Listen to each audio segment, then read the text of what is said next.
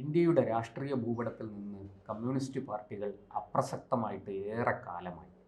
ഇപ്പോഴിതാ കേരളത്തിൻ്റെ രാഷ്ട്രീയ ഭൂപടത്തിൽ നിന്നും അവർ പതുക്കെ പതുക്കെ മാഞ്ഞുകൊണ്ടിരിക്കുകയാണോ എന്ന ഒരു ചോദ്യമാണ് ഉയരുന്നത്. ഈ കമ്മ്യൂണിസ്റ്റ് പാർട്ടികളിൽ വലത് കമ്മ്യൂണിസ്റ്റ് പാർട്ടി, ഇന്നത്തെ LDFിലെ രണ്ടാമൻ CPI വലിയ പ്രതിസന്ധി നേരിടുന്നതായിട്ടാണ് വാർത്തകൾ. അവരുടെ അംഗത്വം, അതായത് ഈ അംഗസംഖ്യ വല്ലാതെ കുറഞ്ഞു. പുതിയ അംഗത്വം ആരും പുതുക്കുന്നില്ല.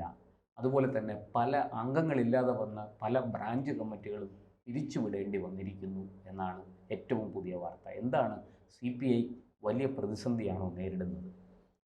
ഈ വർഷത്തിനൊരു പ്രത്യേകതയുണ്ട്. 2025 ഈ വർഷത്തെ രണ്ട് സംഘടനകൾ 100 വർഷം തികയുകയാണ്. ഒന്ന് രാഷ്ട്രീയ പാർട്ടിയായ CPI, മറ്റൊന്ന് RSS.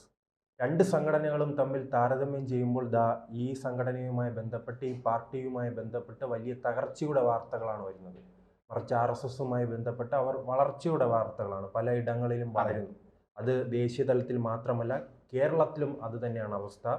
CPI തകരുകയാണ്, മറ്റൊരു സംഘടന വളരുകയാണ്. CPIയിലേക്ക് വന്നാൽ നമുക്കറിയാം, കേരളത്തിലെ ഒരു പ്രധാന പാർട്ടിയായിരുന്നു. പിന്നീട് അത് പിളർപ്പിലൂടെ തന്നെ വലിയ രീതിയിൽ അത് തകരുന്നു. ആ തകർച്ച ഉണ്ടാകുമ്പോഴും അവർ കോൺഗ്രസുമായി കൂടി കേരളത്തിലെ ഒരു മികച്ച മുഖ്യമന്ത്രിയെ കേരളത്തിന് നൽകാൻ വേണ്ടി CPIക്ക് കഴിഞ്ഞിട്ടുണ്ട്. ആ സുവർണ കാലഘട്ടത്തിലൂടെയെല്ലാം കടന്നുപോയി ഇപ്പോൾ ദയനീയമായി തകരുകയാണ്. ആ വിവരങ്ങളാണ് ഇപ്പോൾ പാർട്ടി സമ്മേളനവുമായി ബന്ധപ്പെട്ട പുറത്തു വരുന്ന വിവരങ്ങളിലൂടെ വ്യക്തമാകുന്നത്. ഒരു പാർട്ടി അറിയാമല്ലോ, കമ്മ്യൂണിസ്റ്റ് പാർട്ടിക്ക് എപ്പോഴും കേഡറുകൾ ഇല്ലാതെ അവർക്ക് പ്രവർത്തിക്കാൻ കഴിയില്ല. പാർട്ടി അംഗങ്ങൾ ഇല്ലാതെ അവർക്ക് മുന്നോട്ട് പോകാൻ കഴിയില്ല. മുൻകാലങ്ങളെ അപേക്ഷിച്ച് മുൻകാലങ്ങളിൽ 1,75,000 പാർട്ടി അംഗങ്ങൾ ഉണ്ടായിരുന്നെങ്കിൽ അത് ഇത്തവണ വലിയ രീതിയിൽ കുറഞ്ഞിട്ടുണ്ട്. കാരണം അത് 1.5 ലക്ഷത്തിലേക്ക് ചുരുങ്ങിയിരിക്കുകയാണ്. ഇത് പാർട്ടിയെ സംബന്ധിച്ച് വലിയ തിരിച്ചടിയാണ് ഉണ്ടാകുന്നത്. അതോടൊപ്പം തന്നെ ഇത് എവിടെയെല്ലാം തിരിച്ചടി ഉണ്ടാകുന്നു എന്ന് ശ്രദ്ധിക്കുമ്പോഴാണ് മറ്റൊരു പാർട്ടി ഇവിടെ സൈലൻ്റായി ഈ വേരുറപ്പിക്കുന്നത്, മറ്റൊരു പാർട്ടി ഇവിടെ വേരുറപ്പിക്കുന്നത് നമുക്ക് കാണാൻ കഴിയുന്നത്. ആ ജില്ലകൾ പറയുമ്പോൾ തന്നെ മനസ്സിലാകും. ഇപ്പോൾ കമ്മ്യൂണിസ്റ്റ് പാർട്ടി CPI തകരുന്ന ജില്ലകൾ ഏറ്റവും അധികം ഈ അംഗത്വ വിതരണവുമായി ബന്ധപ്പെട്ട് പുതിയ അംഗത്വം ചേർക്കാത്ത അവസ്ഥ ഉണ്ടായിരിക്കുന്നത്. അതിൽ ഏറ്റവും പ്രധാനപ്പെട്ട ജില്ല തിരുവനന്തപുരമാണ്.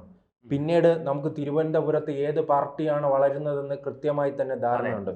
പിന്നീടുള്ളത് കഴിഞ്ഞ ഈ തിരുവനന്തപുരത്തെ സംബന്ധിച്ച് CPI മത്സരിക്കുന്ന മണ്ഡലമാണ്.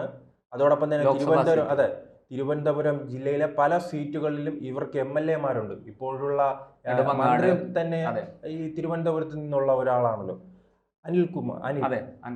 അതോടൊപ്പം തന്നെ പിന്നീട് നാം നോക്കുകയാണെങ്കിൽ തൃശ്ശൂർ അറിയാമല്ലോ, CPIയെ സംബന്ധിച്ചെടുത്ത് ഇപ്പോൾ മന്ത്രിയും അതോടൊപ്പം തന്നെ ജനകീയ മുഖമായ പല നേതാക്കളുമുള്ള ജില്ലയാണ്.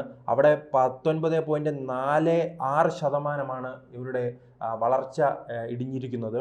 അതോടൊപ്പം തന്നെ കൊല്ലം ജില്ല 18.23% ഇതിൽ ഇടിവ് കാണിച്ചിരിക്കുന്നത്.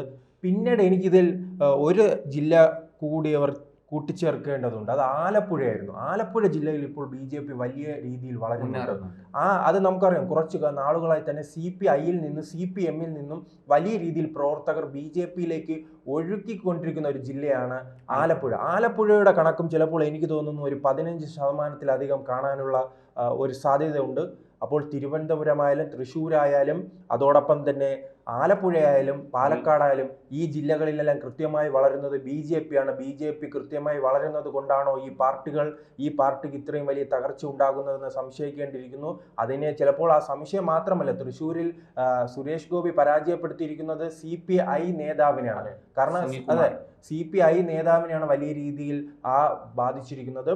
പക്ഷെ എന്തായാലും പാർട്ടിക്ക് അതുകൊണ്ടല്ല ആയിരിക്കുമല്ലേ, പാർട്ടി നേതാക്കൾ തന്നെ പലതവണ ആവശ്യപ്പെടുന്നു, എന്തായാലും ഒരു ഐക്യം വേണം, ഞങ്ങൾ CPMലേക്ക് ലയിക്കാൻ തയ്യാറാണ്.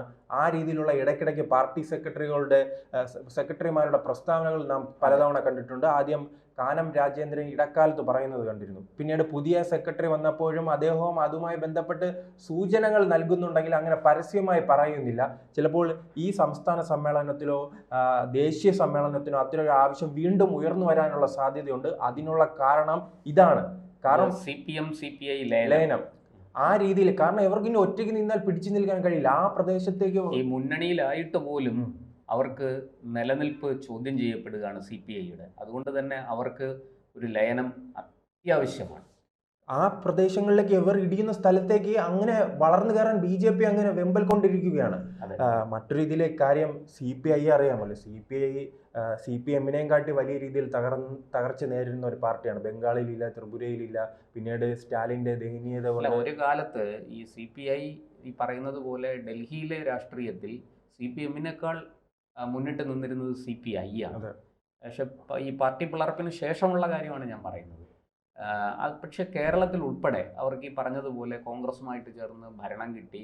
അവർ നല്ല രീതിയിൽ കാര്യങ്ങൾ ചെയ്തുകൊണ്ട് പോയി. പാർട്ടിക്ക് വളരാനുള്ള അത് സാധ്യത ശരിയാണ്. ഈ കേരളം, ബംഗാൾ, ത്രിപുര ഇങ്ങനെ ചില സംസ്ഥാനങ്ങൾ കേന്ദ്രീകരിച്ച് മാത്രമായിരുന്നു CPM-ന്റെ സ്വാധീനം ഉണ്ടായിരുന്നത്.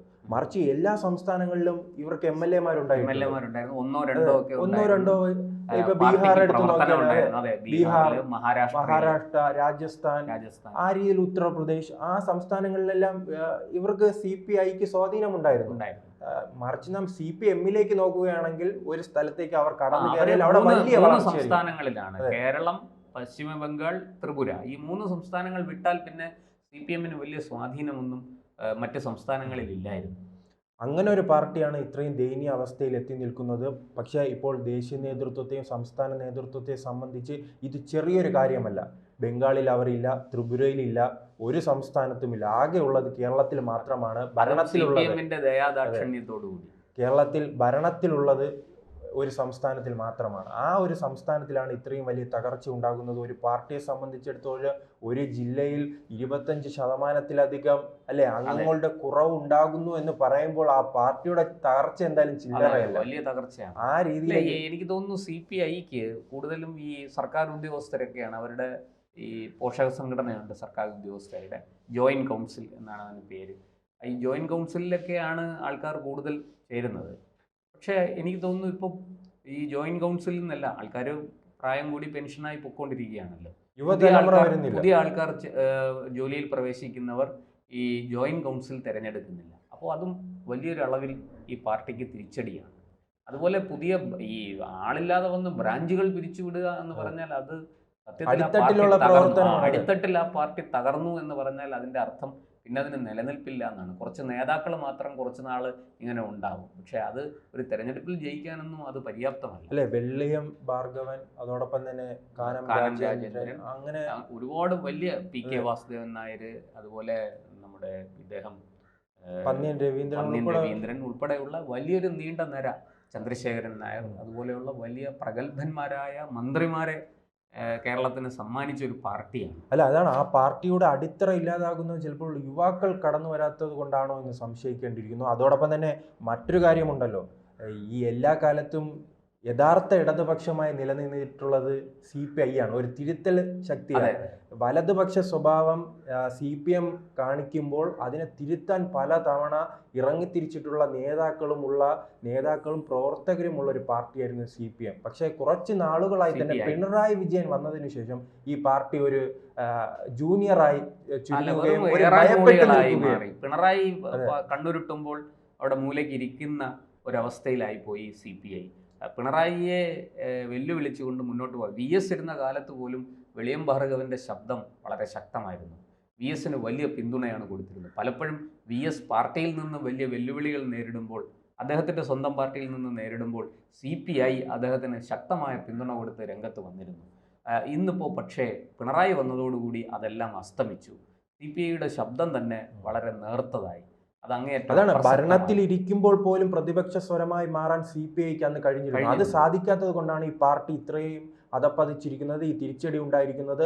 ഈ അവസാന ഘട്ടമെങ്കിൽ അവർ അത് തിരിച്ചറിഞ്ഞ് മുന്നോട്ട് പോയാൽ പാർട്ടി എന്ന ഈ 100 വർഷം പാരമ്പര്യമുള്ള ഒരു പാർട്ടി ഇപ്പോഴും നിലവിൽ നിൽക്കുന്നു എന്ന് രാഷ്ട്രീയ നിരീക്ഷകർക്കെങ്കിലും പറയാം.